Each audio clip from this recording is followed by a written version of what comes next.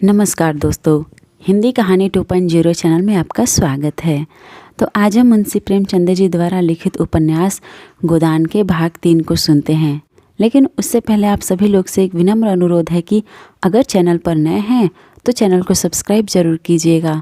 उपन्यास अच्छी लगे तो लाइक शेयर कमेंट ज़रूर कीजिएगा। तो चलिए शुरू करते हैं उपन्यास गोदान का भाग 3।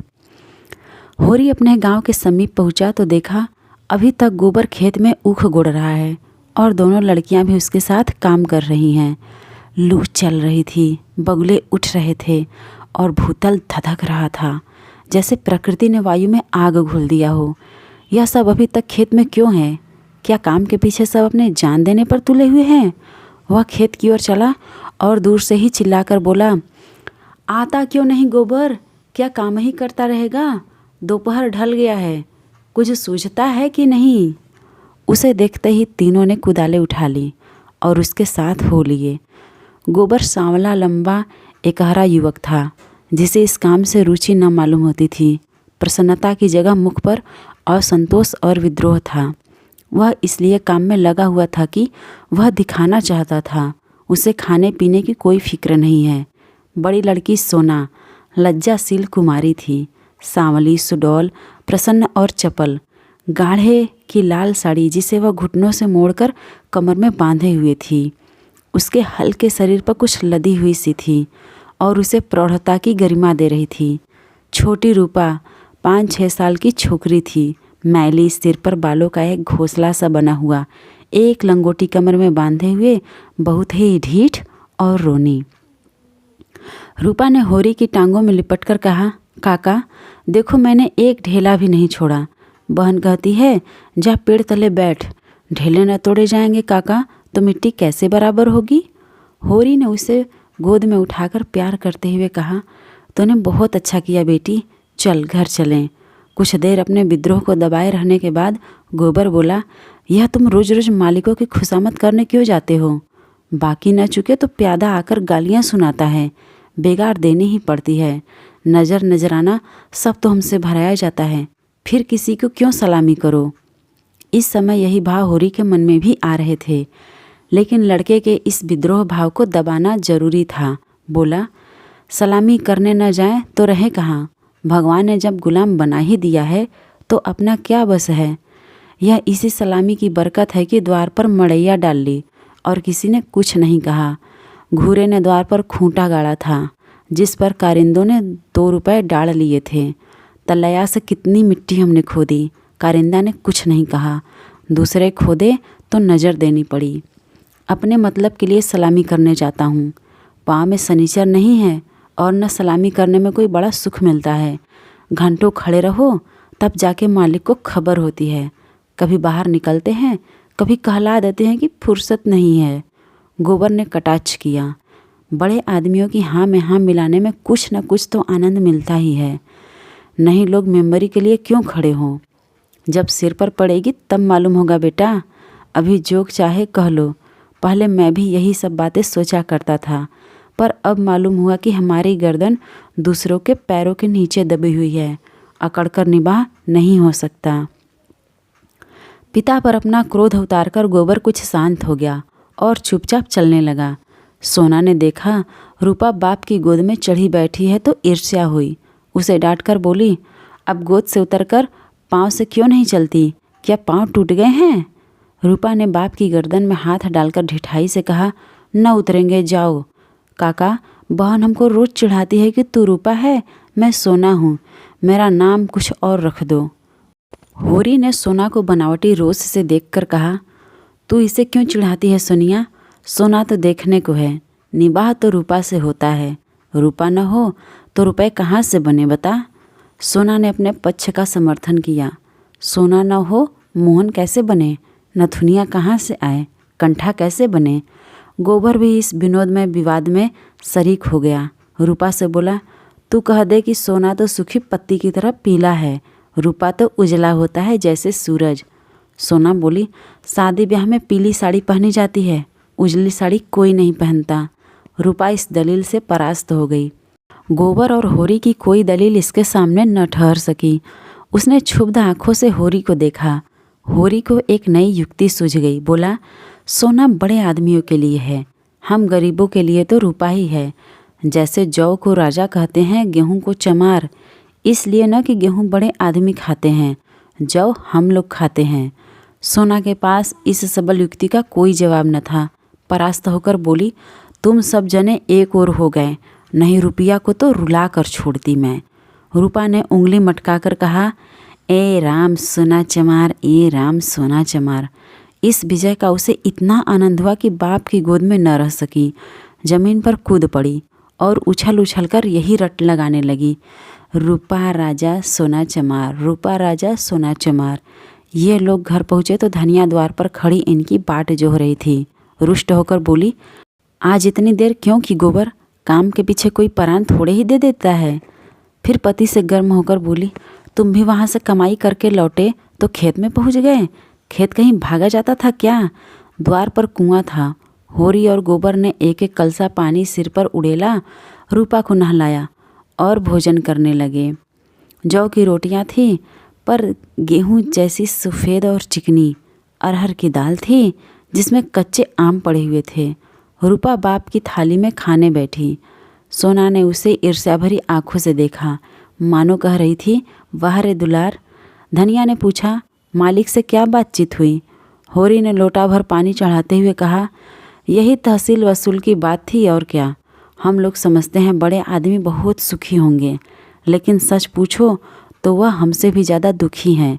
हमें अपने पेट की ही चिंता है, उन्हें हजारों चिंताएं घेरे रहती हैं। राय साहब ने और क्या क्या कहा था, वह कुछ होरी को याद न था। उस सारे कथन का खुलासा मात्र उसके स्मरण में चिपका हुआ रह गया था। गोबर ने व्यंग्य किया, तो फिर अपना इलाका हमें क्यों नहीं दे देते। हम अपने खेत, बैल, हल, कुदाल सब उन्हें देने को तैयार हैं। करेंगे बदला। यह सब धूर्तता है, नीरी मोटमर्दी। जिसे दुख होता है वह दर्जने मोटरें नहीं रखता, महलों में नहीं रहता और हलवा पूरी नहीं खाता और नहीं नाच रंग में लिप्त रहता है। मज़े से राज का सुख भोग रहे हैं, उस पर दुखी हैं। होरी ने झुंझलाकर कहा, अब तुमसे बहस कौन करे भाई। जायदाद किसी से छोड़ी जाती है कि वही छोड़ देंगे। हम ही को खेती से क्या मिलता है। एक आने नफरी की मजूरी भी तो नहीं पड़ती। जो 10 रुपये महीने का भी नौकर है वह भी हमसे अच्छा खाता पहनता है। लेकिन खेतों को छोड़ा तो नहीं जाता। खेती छोड़ दे तो और क्या करें। नौकरी कहीं मिलती है, फिर मर्जाद भी तो पालना ही पड़ता है। खेती में जो मर्जाद है वह नौकरी में तो नहीं है। इसी तरह ज़मींदारों का हाल भी समझ लो। उनकी जान को भी तो सैकड़ों रोग लगे हुए हैं। हाकिमों को रसद पहुँचाओ, उनकी सलामी करो, अमलों को खुश रखो। तारीख पर माल गुजारी न चुका दें तो हवालात हो जाए, कुड़की आ जाए। हमें तो कोई हवालात नहीं ले जाता। 2-4 गालियाँ घुड़कियाँ ही तो मिलकर रह जाती हैं। गोबर ने प्रतिवाद किया, यह सब कहने की बातें हैं। हम लोग दाने दाने को मोहताज हैं। देह पर साबुत कपड़े नहीं हैं। चोटी का पसीना एड़ी तक आता है, तब भी गुजर नहीं होता। उन्हें क्या, मज़े से गद्दी मसनद लगाए बैठे हैं। सैकड़ों नौकर चाकर हैं, हजारों आदमियों पर हुकूमत है। रुपए न जमा होते हों पर सुख तो सभी तरह का भोगते हैं। धन लेकर आदमी और क्या करता है। तुम्हारी समझ में हम और वह बराबर हैं। भगवान ने तो सबको बराबर ही बनाया है। यह बात नहीं है बेटा। छोटे बड़े भगवान के घर से बनकर आते हैं। संपत्ति बड़ी तपस्या से मिलती है। उन्होंने पूर्व जन्म में जैसे कर्म किए हैं उनका आनंद भोग रहे हैं। हमने कुछ नहीं समझा तो भोगे क्या। यह सब मन को समझाने की बातें हैं। भगवान सबको बराबर बनाते हैं। यहाँ जिसके हाथ में लाठी है वह गरीबों को कुचलकर बड़ा आदमी बन जाता है। यह तुम्हारा भरम है। मालिक आज भी 4 घंटे रोज़ भगवान का भजन करते हैं। किसके बल पर यह भजन और भाव, दान और धर्म होता है? अपने बल पर नहीं, किसानों के बल पर और मजदूरों के बल पर। यह पाप का धन पचे कैसे, इसीलिए दान धर्म करना पड़ता है। भगवान का भजन भी इसीलिए होता है। नंगे भूखे रहकर भगवान का भजन करे तो हम भी देखें। हमें कोई दोनों जुन खाने को दे तो हम 8 पहर भगवान का जाप ही करते रहें। एक दिन खेत में ऊख गोड़ना पड़े तो सारी भक्ति भूल जाए। होरी ने हार कर कहा, अब तुम्हारे मुँह कौन लगे भाई। तुम तो भगवान की लीला में भी टांग अड़ाते हो। तीसरे पहर गोबर कुदाल लेकर चला तो होरी ने कहा, ज़रा ठहर जाओ बेटा, हम भी चलते हैं। तब तक थोड़ा सा भूसा निकाल कर रख दो, मैंने भोला को देने को कहा है, बेचारा आजकल बहुत तंग है। गोबर ने अवज्ञा भरी आंखों से देखकर कहा, हमारे पास बेचने को भूसा नहीं है। बेचता नहीं हूँ भाई, यूं ही दे रहा हूँ। वह संकट में है, उसकी मदद तो करनी ही पड़ेगी। हमें तो उन्होंने कभी एक गाय नहीं दे दी, दे तो रहा था पर हमने ली ही नहीं। धनिया मटक कर बोली, वह गाय दे रहा था, इन्हें गाय देगा। आँख में अंजन लगाने को कभी चिल्लू भर तो दूध नहीं भेजा, गाय देगा। होरी ने कसम खाई, नहीं जवानी कसम, अपनी पछाई गाय दे रहे थे। हाथ तंग है, भूसा चारा नहीं रख सके, अब एक गाय बेचकर भूसा लेना चाहते हैं। मैंने सोचा संकट में पड़े आदमी की क्या गाय लूँगा, थोड़ा सा भूसा दिए देता हूँ, कुछ रुपए हाथ आ जाएंगे तो गाय ले लूँगा, थोड़ा थोड़ा करके चुका दूँगा। 80 रुपए की है, मगर ऐसी कि आदमी देखता रहे। गोबर ने आड़े हाथों लिया, तुम्हारे यही धर्मात्मापन तो तुम्हारे दुर्गत कर रहा है। साफ साफ तो बात है, 80 रुपए की गाय है, हमसे 20 रुपए का भूसा ले ले और गाय हमें दे दें, 60 रुपए रह जाएंगे, वह हम धीरे धीरे करके दे देंगे। होरी रहस्यमय ढंग से मुस्कुराया, मैंने ऐसी चाल सोची है कि गाय सेत मेत में हाथ आ जाए। कहीं भोला की सगाई ठीक करनी है, बस 2-4 मन भूसा तो खाली अपना रंग जमाने को देता हूँ। गोबर ने तिरस्कार किया, तो तुम अब सबकी सगाई ठीक करते फिरोगे? धनिया ने तीखी आंखों से देखा, अब यही एक उद्यम तो रह गया है, नहीं देना है मैं भूसा किसी को। यहाँ भोली भाली किसी का कर्ज नहीं खाया है। होरी ने अपनी सफाई दी, अगर मेरे जतन से किसी का घर बस जाए तो इसमें कौन सी बुराई है। गोबर ने चिलम उठाई और आग लेने चला गया। उसे यह झमेला बिल्कुल नहीं भाता था। धनिया ने सिर हिलाकर कहा, जो उनका घर बसाएगा वह 80 रुपए की गाय लेकर चुप न होगा, एक थैली गिनवाएगा। होरी ने पुचारा दिया, यह मैं जानता हूँ, लेकिन उनकी भलमनसी भी तो देखो, मुझसे जब भी मिलता है तेरा बखान ही करता है। ऐसी लक्ष्मी है, ऐसी सलीकेदार है। धनिया के मुख पर स्निग्धता झलक पड़ी। मन भाए मुड़िया हिलाए वाले भाव से बोली, मैं उनके बखान की भूखी नहीं हूँ, अपना बखान धरे रहें। होरी ने स्नेह भरी मुस्कान के साथ कहा, मैंने तो कह दिया, भैया वह नाक पर मक्खी भी नहीं बैठने देती, गालियों से बात करती है, लेकिन वह यही कहे जाए कि वह औरत नहीं लक्ष्मी है। बात यह है कि उसकी घरवाली जबान की बड़ी तेज थी। बेचारा उसके डर से मारे मारे भागा फिरा करता था। कहता था, जिस दिन तुम्हारी घरवाली का मुंह सवेरे देख लेता हूँ उस दिन कुछ न कुछ ज़रूर हाथ लगता है। मैंने कहा, तुम्हारे हाथ लगता होगा, यहाँ तो रोज़ देखते हैं, कभी पैसे से भेंट नहीं होती। तुम्हारे भाग ही खोटे हैं तो मैं क्या करूँ। लगा अपनी घरवाली की बुराई करने। भिखारी को भीख तक नहीं देती थी, झाड़ू लेकर मारने दौड़ती थी। लालचन ऐसी थी कि नमक तक दूसरों के घर से मांग लाती थी। मरने पर किसी की क्या बुराई करूं, मुझे देखकर जल उठती थी। भोला बड़ा गमखोर था, उसके साथ निबाह कर दिया, दूसरा होता तो जहर खा के मर जाता। मुझसे 10 साल बड़े होंगे भोला, पर राम राम पहले ही करते हैं। तो क्या कहते थे, जिस दिन तुम्हारी घरवाली का मुंह देख लेता हूँ तो क्या होता है, उस दिन भगवान कहीं न कहीं से कुछ भेज देते हैं। बहुएं भी तो वैसी ही चटोरी नाई हैं। अब की सबों ने 2 रुपए के खरबूजे उधार खा डाले। उधार मिल जाए फिर उन्हें चिंता नहीं होती कि देना पड़ेगा या नहीं। और भोला रोते काहे को हैं। गोबर आकर बोला, भोला दादा आप पहुँचे, मन दो मन भूसा हैरू वह उन्हें दे दो, फिर उनकी सगाई ढूंढने निकलो। धनिया ने समझाया, आदमी द्वार पर बैठा है, उसके लिए खाट वाट तो डाल नहीं दी, ऊपर से लगे भुनभुनाने। कुछ तो भलमनसी सीखो, कलसा ले जाओ, पानी भर कर रख दो, हाथ मुँह धोएं, कुछ रस पानी पिला दो। मुसीबत में ही आदमी दूसरों के सामने हाथ फैलाता है। होरी बोला, रस वस का काम नहीं है, कौन कोई पाहुने हैं। धनिया बिगड़ी, पाहुने और कैसे होते हैं, रोज़ रोज़ तो तुम्हारे द्वार पर नहीं आते, इतनी दूर से धूप धाप में आए हैं, प्यास लगी ही होगी। रुपया देख, डब्बे में तमाकू है कि नहीं, गोबर के मारे काहे को बची होगी। दौड़ कर एक पैसे का तमाकू सहुआइन के दुकान से ले लो। भोला की याद जितनी खातिर हुई और कभी न हुई होगी। गोबर ने खाट डाल दी, सोना रस घोल लाई, रुपा तमाकू भर लाई। धनिया द्वार पर किवाड़ की आड़ में खड़ी अपने कानों से अपना बखान सुनने के लिए अधीर हो रही थी। भोला ने चिलम हाथ में लेकर कहा, अच्छी घरनी घर में आ जाए तो समझ लो लक्ष्मी आ गई।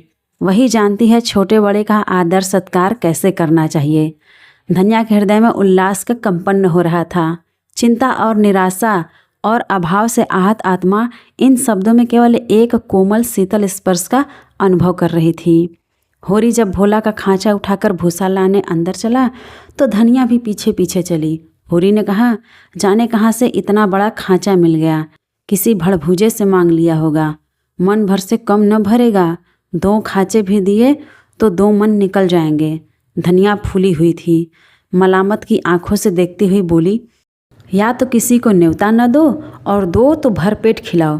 तुम्हारे पास फूल पत्र थोड़े ही लेने आए थे कि चंगेरी लेकर चलते देते ही हो। 2-3 खांचे दे दो, भला आदमी लड़कों को क्यों नहीं लाया।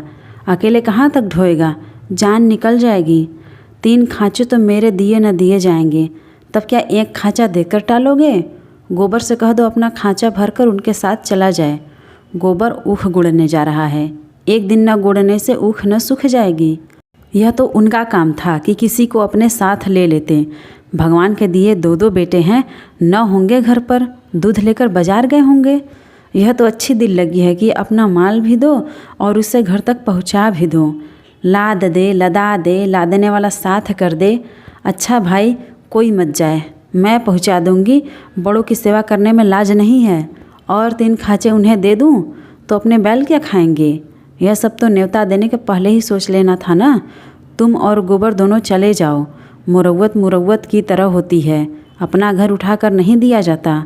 अभी जमींदार का प्यादा आ जाए तो अपने सिर पर भूसा लाद कर पहुँचाओगे तुम्हारा लड़का लड़की सब, और वहाँ साइत मन 2 मन लकड़ी की फाड़नी पड़ेगी।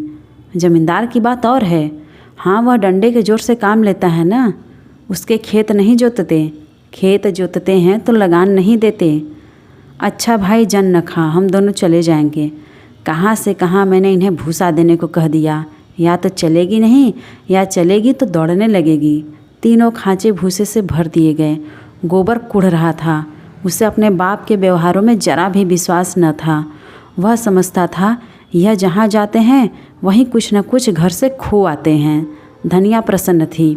रहा होरी, वह धर्म और स्वार्थ के बीच में डूब उतरा रहा था। गोबर और होरी मिलकर 1 खांचा बाहर लाए। भोला ने तुरंत अपने अंगोछे का बीड़ा पान बनाकर सिर पर रखते हुए कहा, मैं इसे रखकर अभी भागा आता हूँ, 1 खांचा और लूँगा। होरी बोला, 1 नहीं, अभी 2 और भरे धरे हैं और तुम्हें आना नहीं पड़ेगा। मैं और गोबर 1-1 खांचा लेकर तुम्हारे साथ ही चलते हैं। भोला स्तंभित हो गया। होरी उसे अपना भाई बल्कि उससे भी निकट जान पड़ा। उसे अपने भीतर एक ऐसी तृप्ति का अनुभव हुआ जिसने मानो उसके संपूर्ण जीवन को हरा कर दिया। तीनों भूसा लेकर चले तो राह में बातें होने लगी। भोला ने पूछा, दशहरा आ रहा है, मालिकों के द्वार पर तो बड़ी धूमधाम होगी। हाँ, तंबू सामियाना गड़ गया है, अब की लीला में मैं भी काम करूँगा। राय साहब ने कहा है तुम्हें राजा जनक का माली बनाना पड़ेगा। मालिक तुमसे बहुत खुश हैं, उनकी दया है। एक क्षण के बाद भोला ने फिर पूछा, शगुन करने के रुपए का कुछ जुगाड़ कर लिया है? माली बन जाने से तो गला न छूटेगा। होरी ने मुंह का पसीना पोंछकर कहा, उसी की चिंता तो मारे डालती है दादा। अनाज तो सबका सब खलिहान में ही तुल गया। जमींदार ने अपना लिया, महाजन ने अपना लिया, मेरे लिए 5 सेर अनाज बचा रहा। यह भूसा तो मैंने रातों रात ढोकर छिपा दिया था, नहीं तिनका भी न बचता। जमींदार तो एक ही है, मगर महाजन 3-3 हैं। सहुआइन अलग, मंगरू अलग और दाता दिन पंडित अलग। किसी का भी ब्याज पूरा न चुका। जमींदार के भी आधे रुपए बाकी पड़ गए। सहुआइन से फिर रुपए उधार लिए तो काम चला। सब तरह किफ़ायत करके देख लिया भैया, कुछ नहीं होता। हमारा जन्म इसी के लिए हुआ है कि अपना रक्त बहाएं और बड़ों का घर भरें। मूल का दुगना सूद भर चुका, पर मूल ज्यों का त्यों सिर पर सवार है। लोग कहते हैं सर्दी गर्मी में तीरथ व्रत में हाथ बांधकर खर्च करो, मुदा रास्ता कोई नहीं दिखता। राय साहब ने बेटे के ब्याह में 20,000 लुटा दिए, उनसे कोई कुछ नहीं कहता। मंगरू ने अपने बाप के क्रियाक्रम में 5,000 लगाए, उनसे कोई कुछ नहीं पूछता। वैसा ही मर्जाद तो सबका है। भोला ने करुण भाव से कहा, बड़े आदमियों की बराबरी तुम कैसे कर सकते हो भाई? आदमी तो हम भी हैं। कौन कहता है कि तुम हम आदमी हैं? हम में आदमियत कहाँ? आदमी वह है जिनके पास धन है, अख्तियार है, इल्म है। हम लोग तो बैल हैं और जुतने के लिए पैदा हुए हैं। उस पर एक दूसरे को देख नहीं सकता। एक का नाम नहीं, एक किसान दूसरे के खेत पर न चढ़े तो कोई जाफा कैसे करे? प्रेम तो संसार से उठ गया। बूढ़ों के लिए अतीत के सुखों और वर्तमान के दुखों और भविष्य के सर्वनाश से ज़्यादा मनोरंजक और कोई प्रसंग नहीं होता। दोनों मित्र अपने अपने दुखड़े रोते रहे। भोला ने अपने बेटों के करतूत सुनाए, होरी ने अपने भाइयों का रोना रोया और तब एक कुएं पर बोझ रखकर पानी पीने के लिए बैठ गए। गोबर ने बनिए से लोटा मांगा और पानी खींचने लगा। भोला ने सहृदयता से पूछा, अलगौझे के समय तो तुम्हें बड़ा रंज हुआ होगा, भाइयों को तो तुमने बेटों की तरह पाला था। होरी आर्द्र कंठ से बोला, कुछ न पूछो दादा, यही जी चाहता था कि कहीं जाकर डूब मरूं। मेरे जीते जी सब कुछ हो गया। जिनके पीछे अपनी जवानी धूल में मिला दी वही मेरे मुदई हो गए। और झगड़े की जड़ क्या थी? यही कि मेरी घरवाली हार में काम करने क्यों नहीं जाती। पूछो, घर देखने वाला भी कोई चाहिए कि नहीं? लेना देना, धरना उठाना, संभालना सहेजना, यह कौन करे? फिर वह घर बैठी तो नहीं रहती थी। झाड़ू बुहारू, रसोई, चौका बर्तन, लड़कों की देखभाल, यह कोई थोड़ा काम है? शोभा की औरत घर संभाल लेती है कि हीरा की औरत में यह सलीका था। जब से अलगौझा हुआ है दोनों घरों में एक जून रोटी पकती है, नहीं सबको दिन में 4 बार भूख लगती थी। अब खाएं, 4 दफ़े खाएं तो देख लूँ। इस मालिकपन में गोबर की माँ की जो दुर्गति हुई है वह मैं ही जानता हूँ। बेचारी अपनी देवरानियों के फटे पुराने कपड़े पहनकर दिन काटती थी, खुद भूखी सो रही, लेकिन बहुओं के लिए जलपान तक का ध्यान रखती थी। अपने देह पर गहने के नाम पर कच्चा धागा भी न था और देवरानियों के लिए 2-2, 4-4 गहने बनवा दिए। सोने के न सही, चांदी के तो हैं। जलन यही थी कि मालिक क्यों है। बहुत अच्छा हुआ कि अलग हो गए, मेरे सिर से बला टली। भोला ने एक लोटा पानी चढ़ाकर कहा, यही हाल घर घर है भैया। भाइयों की ही बात क्या, यहाँ तो लड़कों में भी नहीं पड़ती। और पड़ती इसलिए नहीं कि मैं किसी की कुचाल देखकर मुंह नहीं बंद रख सकता। तुम जुआ खेलोगे, चरस पियोगे, गांजे के दम लगाओगे, मगर आए किसके घर से? खर्चा करना चाहते हो तो कमाओ, मगर कमाई तो किसी से न होगी। खर्च दिल खोल कर करेंगे। जेठा कामता सौदा लेकर बाजार जाएगा तो आधे पैसे गायब। पूछो तो कोई जवाब नहीं। छोटा जंगी है, वह संगत के पीछे मतवाला रहता है। सांझ हुई और ढोल मजीरा लेकर बैठ गए। संगत को मैं बुरा नहीं कहता, गाना बजाना ऐब नहीं, लेकिन यह सब काम फुर्सत के हैं। यह नहीं कि घर का कोई काम न करो, आठों पहर उसी धुन में पड़े रहो। जाती है मेरे सिर, सानी पानी मैं करूं, गाय भैंस मैं दूहूँ, दूध लेकर बाजार मैं जाऊं। यह गृहस्थी जी का जंजाल है, सोने की हंसियाँ जिसे न उगलते बनता है न निगलते। लड़की है झुनिया, वह भी नसीब की खोटी। तुम तो उसकी सगाई में आए थे, कितना अच्छा घर बार था। उसका आदमी बम्बई में दूध की दुकान करता था। उन दिनों वहाँ हिंदू मुसलमानों में दंगा हुआ तो किसी ने उसके पेट में छुरा भोंक दिया, घर ही चौपट हो गया। वहाँ अब निभाह नहीं, जाकर लिवा लाया कि दूसरी सगाई कर दूंगा, मगर वह राजी ही नहीं होती और दोनों भावजें हैं कि रात दिन उसे जलाती रहती हैं। घर में महाभारत मचा रहता है। विपत की मारी यहाँ आई, यहाँ भी चैन नहीं। इन्हीं दुखड़ों में रास्ता कट गया। भोला का पूर्वा था तो छोटा मगर बहुत गुलजार, अधिकतर अहिर ही बसते थे और किसानों के देखते इनकी दशा बहुत बुरी न थी। भोला गांव का मुखिया था। द्वार पर बड़ी सी चरनी थी जिस पर 10-12 गाय भैंसें सानी खा रही थी। उसारे में एक बड़ा सा तख्त पड़ा था जो शायद 10 आदमियों से भी न उठता। किसी खूंटी पर ढोलक लटक रही थी, किसी पर मजीरा। एक ताक पर कोई पुस्तक बस्ते में बंधी रखी हुई थी जो शायद रामायण हो। दोनों बहुएं सामने बैठी गोबर पाथ रही थी और झुनिया चौखट पर खड़ी थी। उसकी आंखें लाल थी और नाक के सिरे पर भी सुर्खी थी। मालूम होता था अभी रोकर उठी है। उसके मांसल स्वस्थ सुगठित अंगों में मानो यौवन लहरें मार रहा था। मुंह बड़ा और गोल था, कपोल फूले हुए, आंखें छोटी और भीतर धसी हुई थी। माथा पतला पर वक्ष का उभार और गात का वही गुदगुदापन आँखों को खींचता था।